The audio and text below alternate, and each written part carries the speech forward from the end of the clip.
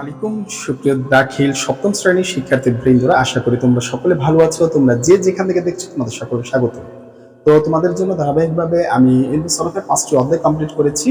তো আজকে যেটা করব সেটা হচ্ছে সপ্তম অধ্যায়। আর তোমরা বলতে পারো স্যার আপনি দেরিতে কেন ভিডিও দিচ্ছেন আমাদের ক্লাসে।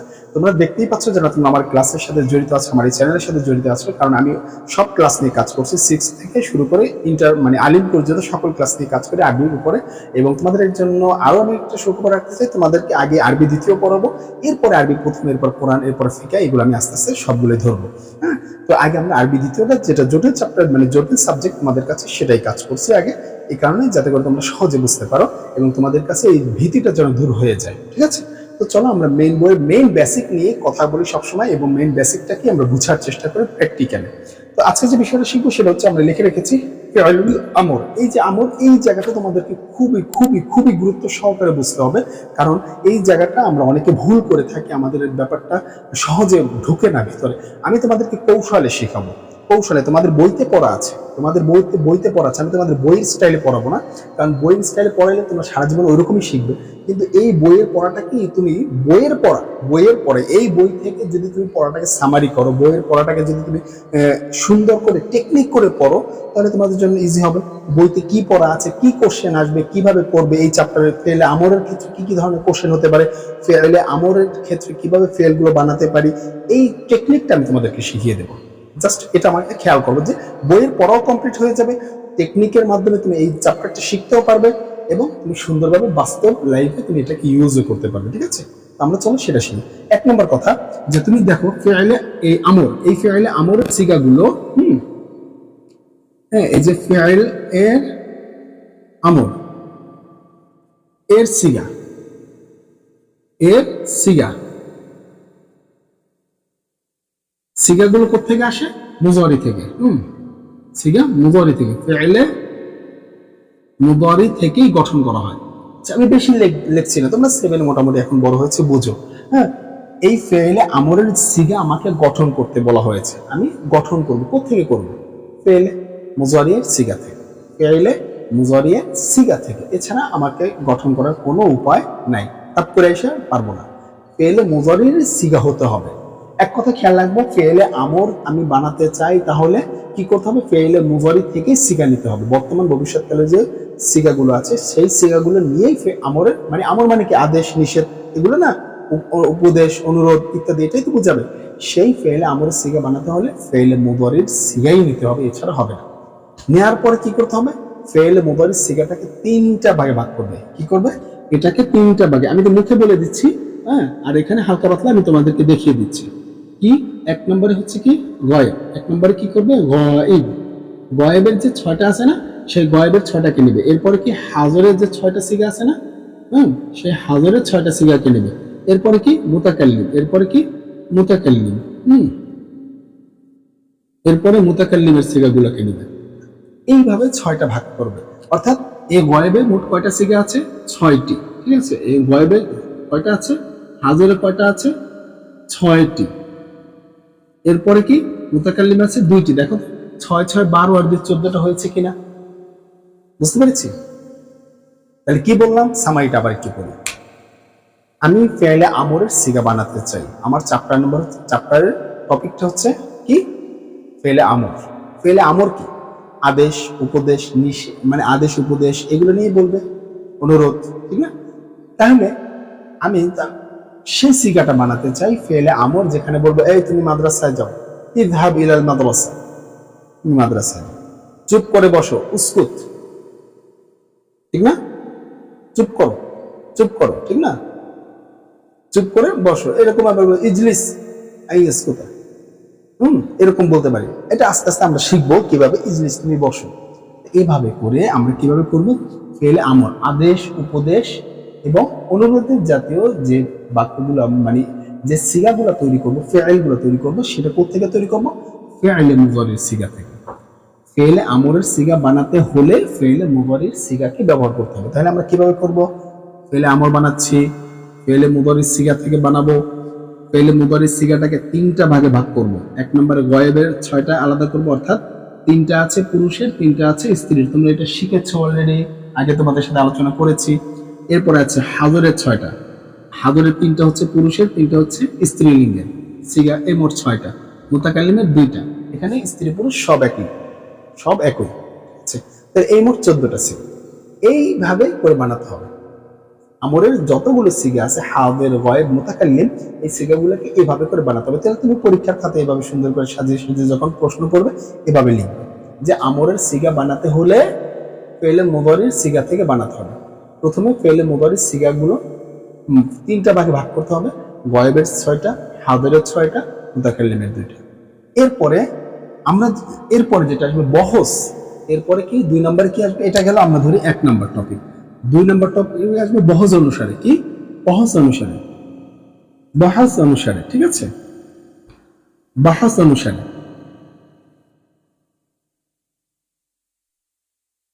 বহস অনুসারে এখন বহস কয়টা হয়? বহস হয় 2টা। একটা হচ্ছে কি মারুফ, এটা তো তোমরা জানো, মারুফ।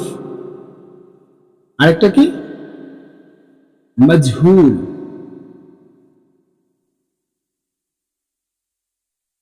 ঠিক আছে, এই যে মারুফ, মাজহুল। আচ্ছা, কালিতে ডিস্টার্ব দিচ্ছে, তাহলে এটা উপরেরটা হচ্ছে কি মারুফ আর দ্বিতীয়টা হচ্ছে কি মাজহুল। মারুফ অনুযায়ী এই সিগাগুলোকে এক নিয়মে বানাতে হবে, মাজহুল অনুযায়ী এই সিগাগুলোকে একরকম বানাতে হবে। ঠিক আছে, এবার আসো আরো একটু চেঞ্জ হবে এখানে সাথে। যদি হাজের মারুফ বলি, হাজের মারুফ হলে একরকম নিয়ম। আচ্ছা দেখ, এটা একটু পরে বলি, একটু বিস্তারিত বিষয়। তাহলে আমরা কি শিখলাম? আমর বানাতে হবে ফেলে মুদারি সিগারটা থেকে, আর ফেলে মুদারি সিগারকে 2 ভাগে ভাগ করতে হবে, আর সেটাকে বানাতে হবে মারুফ বা মাজহুল অনুসারে। কোত্থেকে বানাতে হবে? বহস অনুসারে। কি অনুসারে আমরা বানাবো? সেটা আমরা বহস অনুসারে বানাবো। ঠিক আছে, সেটা আমরা কি অনুসারে বানাবো? বহস অনুসারে বানাবো। বুঝতে পেরেছি? তাহলে আমরা এটা কি অনুসারে বানাবো? এটা বহস অনুসারে বানাবো। ক্লিয়ার? এ হচ্ছে আমাদের বিষয়টা। তো এটা আমরা গেল।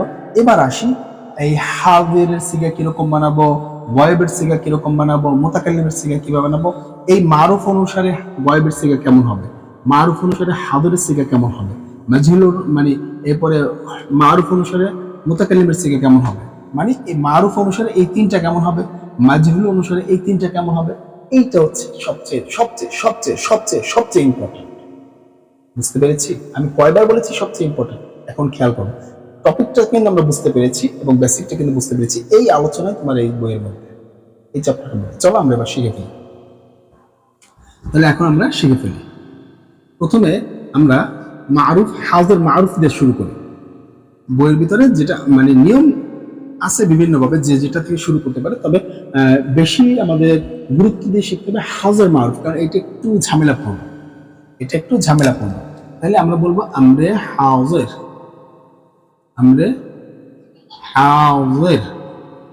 মারুফ।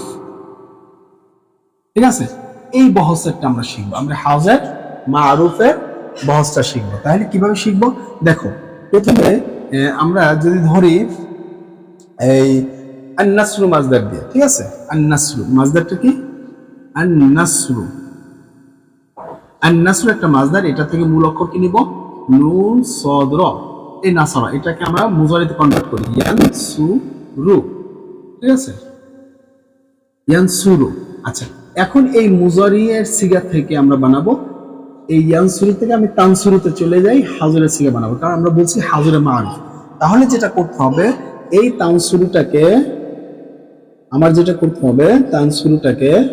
প্রথমে মারুফ বানাতে হলে, আমরা হাজর মারুফের সিগা বানাতে হলে প্রথমে এই আলামতে মুদারিটাকে বাদ দিতে হবে। কি করতে হবে? আলামতে মুদারিটাকে বাদ দিয়ে কি করতে হবে? সেখানে একটা আলিফ নিয়ে আসতে হবে। কি করতে? এই যে আলিফ, এটাকে বলা হবে হামজা ওয়াসল। যে আলিফটা নিয়ে আসবে সেটাকে কি বলা হবে? হামজা ওয়াসল। হামজা ওয়াসল মানে কি? সাহায্যকারী হামজা। সাহায্য করে কিভাবে? এই যে এটাকে সরিয়ে ফেললাম, এরপরে নুনে সাকিন যে আছে, সেই সাকিন ওয়ালা হরফ তো পড়া যায় না, অন্য কারো জবর জেরের সাহায্য নিয়ে পড়তে হয়। তাই আরবি নিয়ম হচ্ছে একটা জবরযুক্ত বা জের যুক্ত আলিফ বা পেশ যুক্ত আলিফ আনতে হবে শুরুতে। কখন কিভাবে আনবো সেটা এখন দেখি। এরপরে এই যে নুনটাকে লিখি, সাকিন যুক্ত নুন, তারপরে সদ র। হ্যাঁ, এই যে দেখো, সদে পেশ আসছে, রয়ে পেশ আছে। এখন আলিফে আমি কি আনবো? জবর আনবো না জের আনবো না পেশ আনবো? এই আলিফটায় জবর জের পেশ এনে এই নুনের সাথে মিলিয়ে পড়বো, কি আনবো, আলিফে কি হরকত দিব, সেটা আমি কিভাবে বুঝবো? সেটা বুঝবা এই যে মধ্যবর্ণ, যেটা আইন কালিমা বলা হয়, মধ্যবর্ণ, এখানে সদ আছে, এখানে অন্য যে কোনো হরফ হতে পারে, সেই হরফের সাথে কি ধরনের হরকত আছে, এই যে অরব আছে, হরকত আছে, এখানে পেশ আছে, তাই আলিফে পেশ। যদি এখানে জের থাকতো বা জবর থাকতো, মধ্যবর্ণে জের অথবা জবর, মধ্যবর্ণে কি জের অথবা জবর থাকতো, তাহলে আলিফে কি হতো? জের হতো।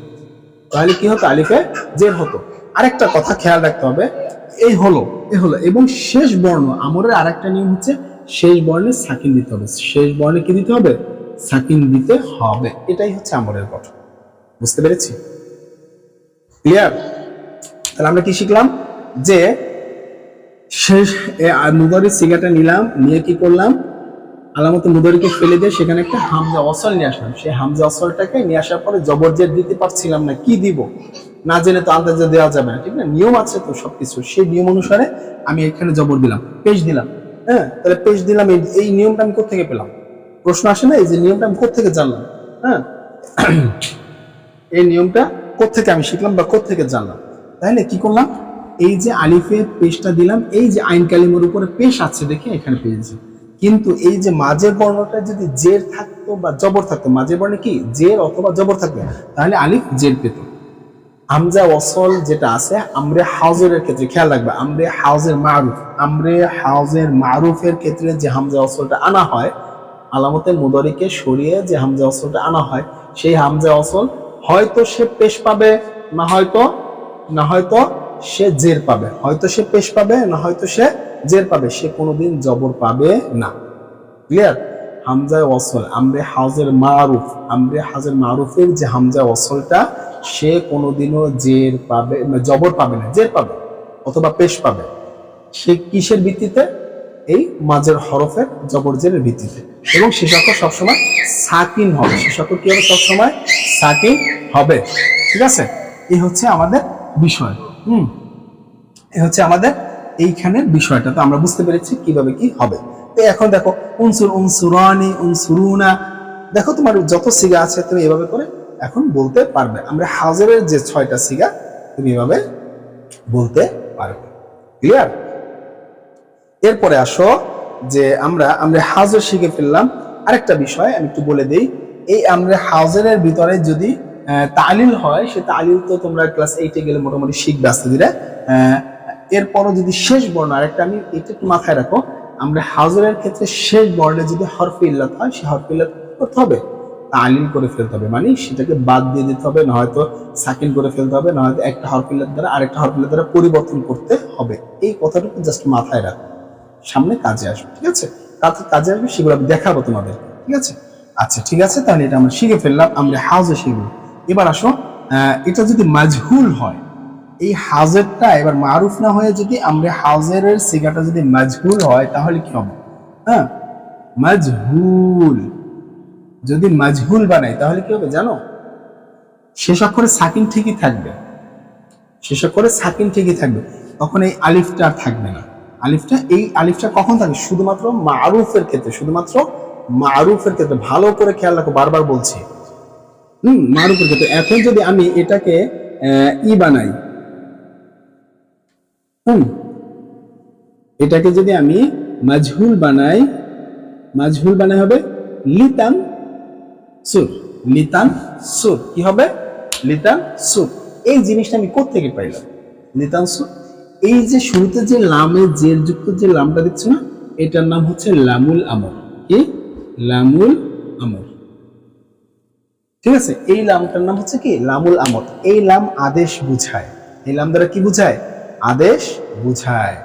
হ্যাঁ, তবে মুজারির সিগা শুরুতে আছে, আবার শেষে যদি পেশ হতো তাহলে সেটা হচ্ছে লামে কাই। সেটা আমরা পরে শিখবো নাহু অংশে, লামে কাই বলা হতো। কিন্তু এই লামটা যেহেতু শুরুতে, মুজারির সিগা শুরুতে আসছে, লামে জের আছে এবং মুজারির সিগাটা শেষে সাকিন আছে, মানে সাকিন হয়ে গিয়েছে, তার মানে এটা লামুল আমর, এখানে আদেশ বোঝানোর জন্য এই লামটা আসছে। ক্লিয়ার? আচ্ছা, কিন্তু এখানে কি আলামতে মুদারিটা আর ফেলানো হয়নি, আলামতে মুদারিটাকে আর বাদ দেওয়া হয়নি, শুধুমাত্র বাদ দেওয়া হয়েছিল মারুফের ক্ষেত্রে, শুধুমাত্র মারুফের ক্ষেত্রে, ঠিক না? মাজহুলের ক্ষেত্রে বাদ দেওয়া হয় না। বাকি সিগা যে এরকমই হবে। লিতুরাফানি, তখন কি করতে হবে জানো? মারুফ মাজহুল হলে লিতুনসরা, তখন এই যে মাজহুলের যে গঠনগুলো আমরা শিখেছিলাম মুজারির, সেই গঠনটাই কিন্তু থাকবে, সেই গঠনটা কিন্তু নিয়ে আসতে হবে। এই জবরজের এখানে পরিবর্তন করতে হবে, নাহলে কিন্তু ভুল হয়ে যাবে, লিতাম সুর। তো এই যে আমরা শিখলাম, ব্যাপারটা হচ্ছে কি, আমরা যখন এই মারুফ গঠন করব, তাহলে মারুফের গঠনের সময় কি হবে?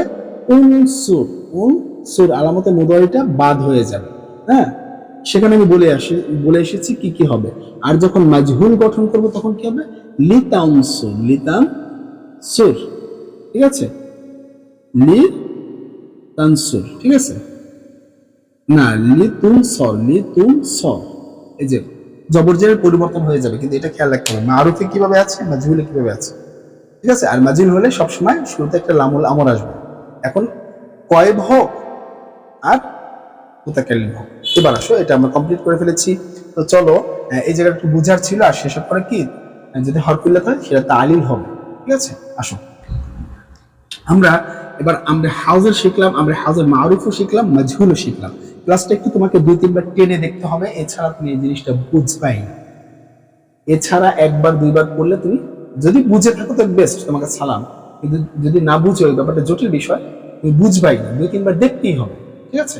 তো এবার আসো, আমরা মারুফে হাউজের দেখলাম, এবার গয়েব দেখব। গয়েবটাও একই রকম, হ্যাঁ, গয়েব, ঠিক আছে। গাইব কার? মারুফের।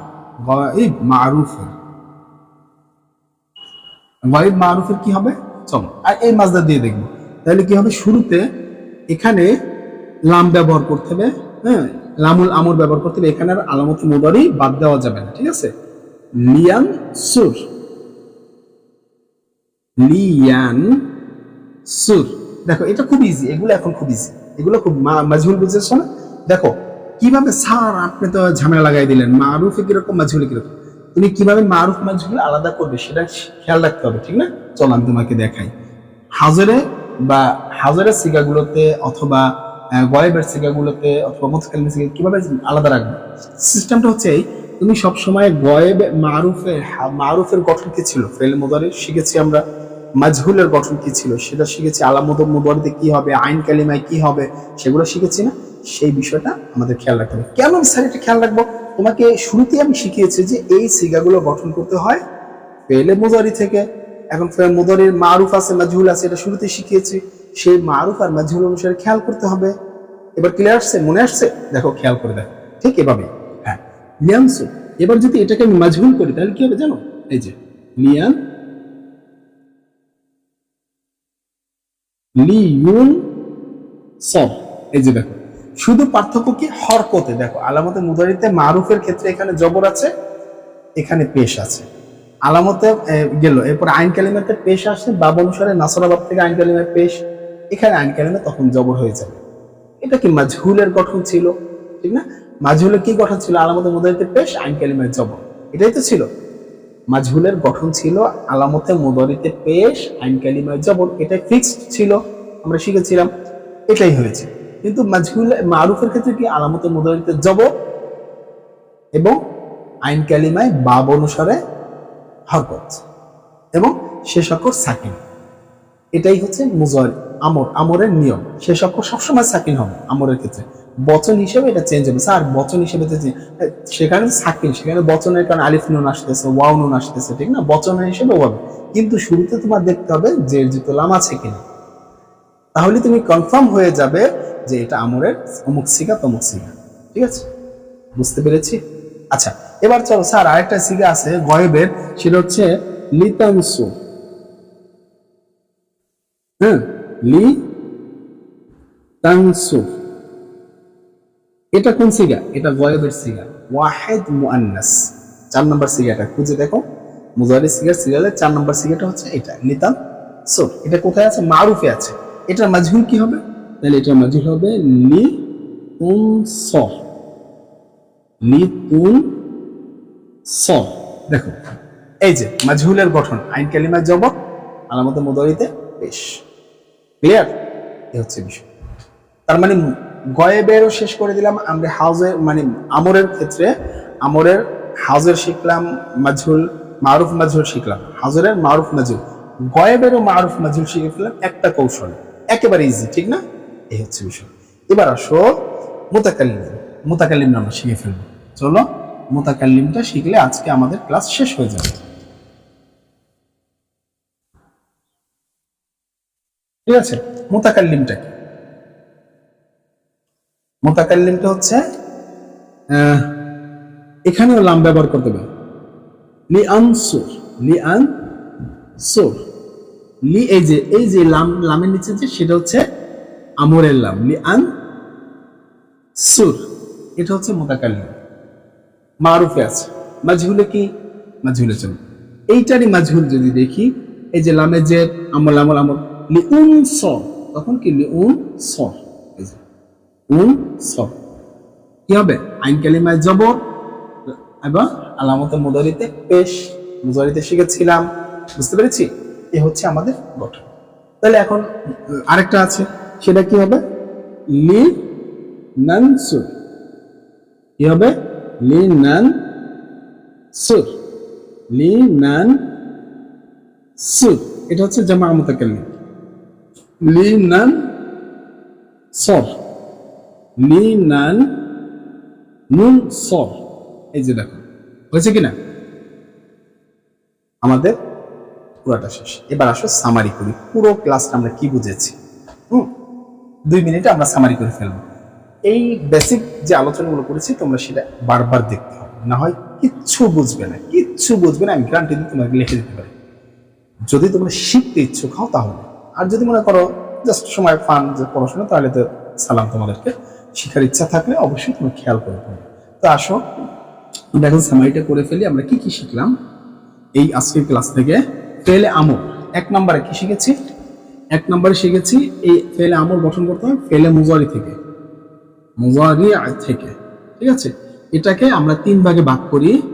হ্যাঁ, আমরা 3 ভাগে ভাগ করি কি? হাজের সিগাগুলোকে 3 ভাগে ভাগ করি। এরপরে কি গায়েব,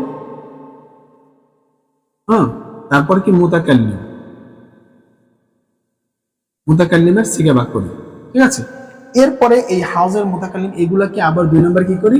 মারুফ ও মাজহুল, মারুফ ও মাজহুল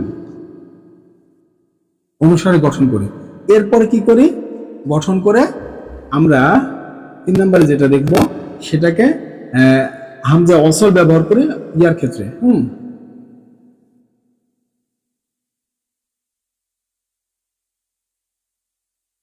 হামজা ওয়াসল ব্যবহার করি কার ক্ষেত্রে?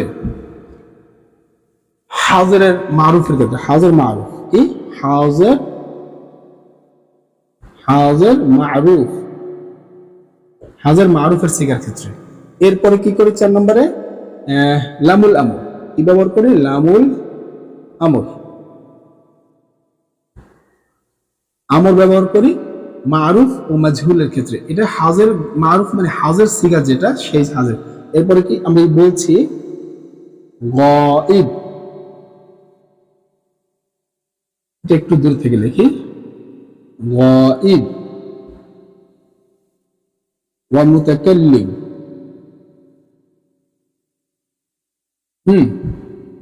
ওয়া হাজির। ঠিক আছে, মারুফ